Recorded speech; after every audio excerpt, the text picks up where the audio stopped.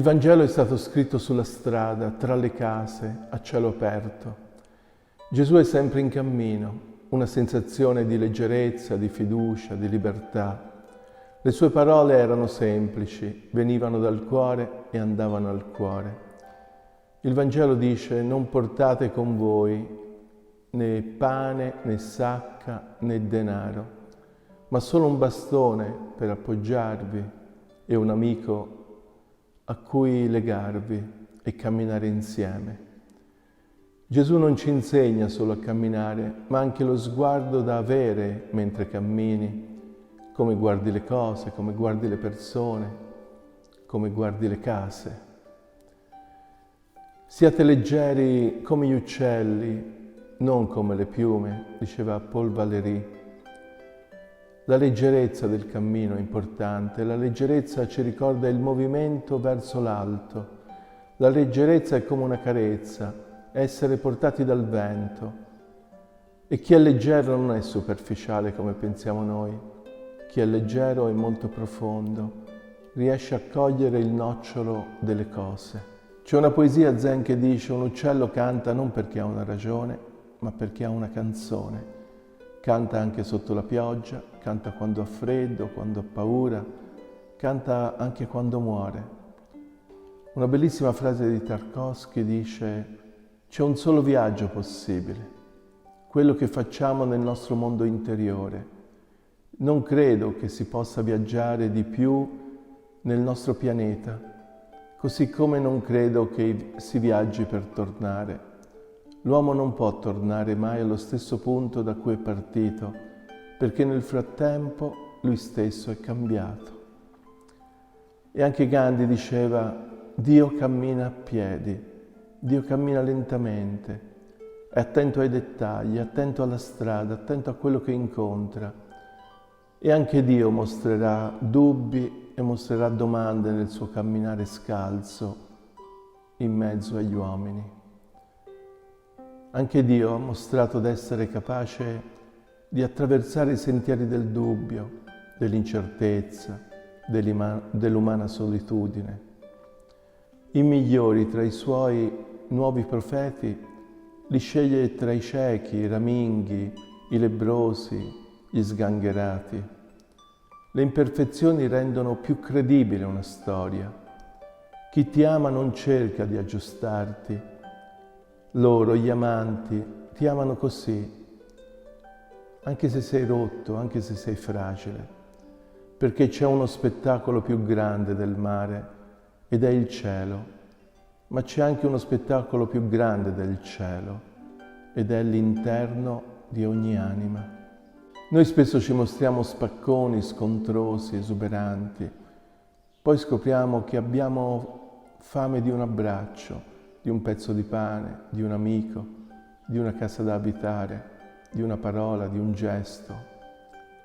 Dante nel suo cammino mostra le stelle e la fine di ogni cantica parla di stelle, a dimostrazione del fatto che il suo viaggio non riguarda l'aldilà e basta, ma l'aldilà nell'aldiquà, come se fossero uno dentro l'altro.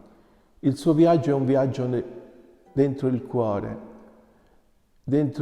di ogni persona, che ha i suoi inferni, i suoi purgatori, i suoi paradisi. L'inferno si chiude con questo verso: e quindi uscimmo a rivedere le stelle. Dall'inferno del cuore si esce volgendo lo sguardo alle stelle. Il paradiso termina con questo verso: l'amore che muove il sole e le altre stelle. E dopo questa visione Dante torna al presente. In realtà c'è sempre rimasto nel presente. Dall'inferno al paradiso non si è mosso di 1 millimetro. Ha solo attraversato le regioni del suo cuore e lo ha scoperto immerso nell'Eterno, voluto dall'Eterno. E questo è paradiso. Diceva Marcel Proust che il vero viaggio di scoperta non consiste nel cercare nuove terre, ma nell'avere nuovi occhi. Spesso la realtà non cambia, ma può cambiare il nostro modo di vederla. e diceva in un modo meraviglioso Et Illesium: la storia dell'uomo non è una stramaledetta cosa dopo l'altra, ma un'avventura che rotola melodiosamente dalla mano di Dio. Il tutto nel frammento, l'eterno nei gesti feriali. La vera amarezza sarà in quell'inaspettata scoperta della nostra vita, d'aver trascorso una vita a parlare di regno, di cielo, e non esserci accorti che il regno, il cielo, l'eterno s'erano nascosti nella grammatica più elementare, quella dei verbi di casa, nel vetro del bicchiere da riempire, nel tessuto delle vesti da indossare, nella mollica del pane da condividere. Lo pensavamo questo Dio chissà come, in realtà rimane il Dio umile dei primi passi.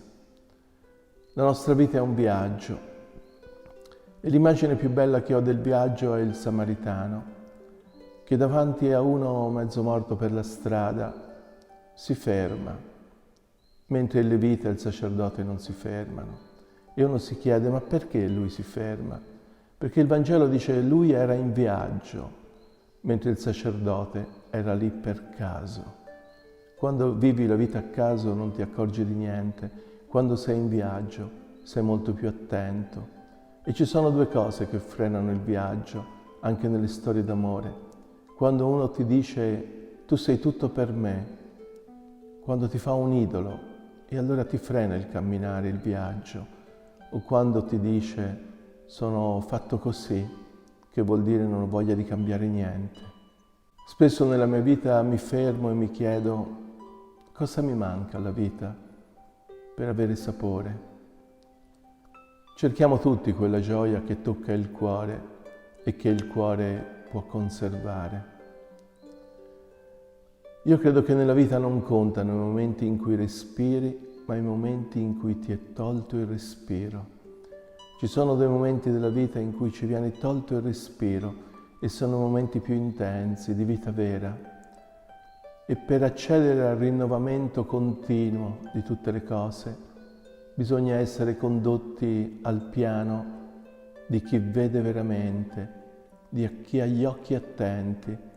E allora il viaggio è sempre una benedizione, perché ti apre gli occhi, ti apre la mente, ti apre il cuore. Questo comporta la fatica buona del rimanere aperti.